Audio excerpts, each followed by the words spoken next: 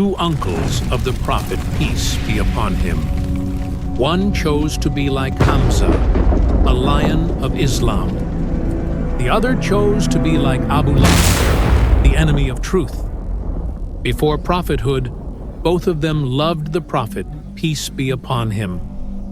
But when the message of Islam came, one became his strongest supporter, and the other his fiercest enemy.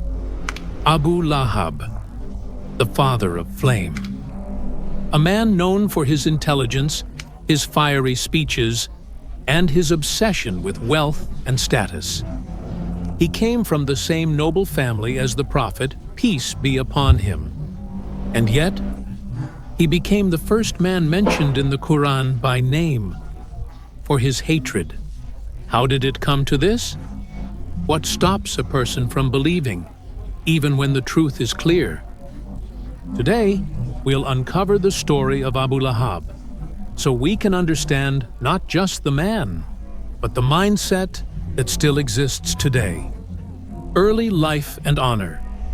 Abu Lahab's real name was Abdul Uzza ibn Abdul Muttalib. He was the uncle of the Prophet, peace be upon him, from the noble Banu Hashim clan. Because of his reddish, glowing face, he was nicknamed Abu Lahab, the father of flame. On the outside, he looked radiant, but inside, his heart was full of darkness. He was wealthy, charismatic, and powerful. He married Jamil, the sister of Abu Sufyan and daughter of a powerful Qurayshi leader, strengthening his social standing even more. At first, he had affection for the Prophet, peace be upon him. In fact, when he heard about his birth, he was so happy he freed a slave woman, Suwayba, who brought him the news. Suwayba would later become a milk mother to the Prophet, peace be upon him. Abu Lahab even arranged engagements between his sons and the Prophet's daughters to strengthen family ties. But when the Prophet received revelation and began calling people to the oneness of Allah, everything changed. The turning point. When the Prophet openly invited his tribe to Islam at Mount Safa, Abu Lahab's reaction was shocking. He mocked him, insulted him, and walked away angrily. He said, "Is this what you gathered us for?" That moment marked the beginning of his open enmity.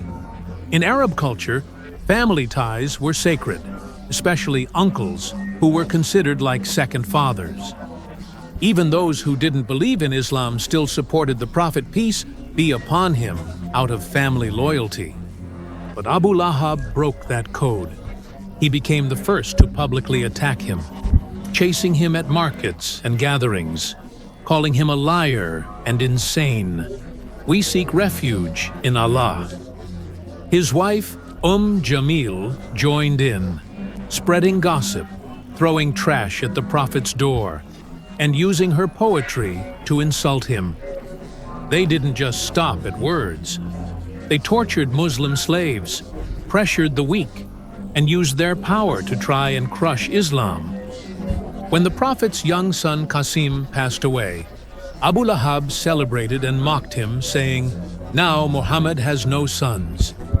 But Allah revealed Surat Al Masad in response, reminding the Prophet that he was not cut off, but those who hated him were.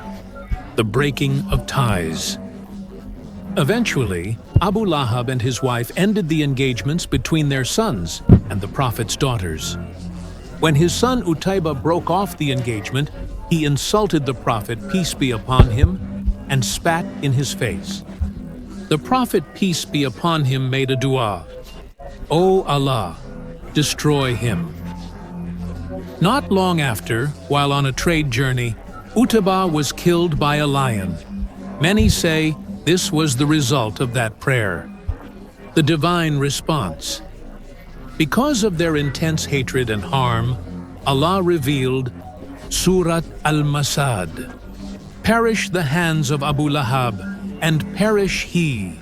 His wealth and what he earned will not benefit him. He will burn in a flame of fire. And his wife, the carrier of firewood. Around her neck will be a rope of palm fiber. This is the only surah in the Quran where a disbeliever is mentioned by name. A prophecy, clear and bold, about the fate of Abu Lahab and his wife, the end of a tyrant. When the Muslims won at the Battle of Badr, Abu Lahab was humiliated. Shortly after, he was struck with a severe contagious disease. Some say smallpox, others say the plague. His body swelled and oozed. Even his family abandoned him, afraid of infection. No one would bury him. His corpse was left for days until it was finally pushed into a pit with sticks and covered with stones. The one who once ruled with wealth and pride died alone and dishonored. His wife, who once wore fine necklaces in pride, will wear a rope of fire in the hereafter. Even their children turned away from them. But their daughter, Dura bint Abu Lahab, accepted Islam later and moved to Medina. Some Muslims treated her coldly due to her parents, but the Prophet stood up for her. He said, "She is not responsible for her father's actions." A beautiful example of his mercy and justice, the root of his hatred. Why did Abu Lahab hate Islam so much? Because Islam threatened his world. It taught that slaves and kings were equal before Allah. That idol worship had to end, and with it, the money and power tied to it. Justice scared those who benefited from injustice. Abu Lahab was part of plots to kill the Prophet, peace be upon him. He helped lead the boycott against the Muslims. And still, the Prophet, peace be upon him, hoped for his guidance. He prayed for his enemies. Because that's what Islam teaches: patience, mercy, and truth, even in the face of hatred. Lessons from his life.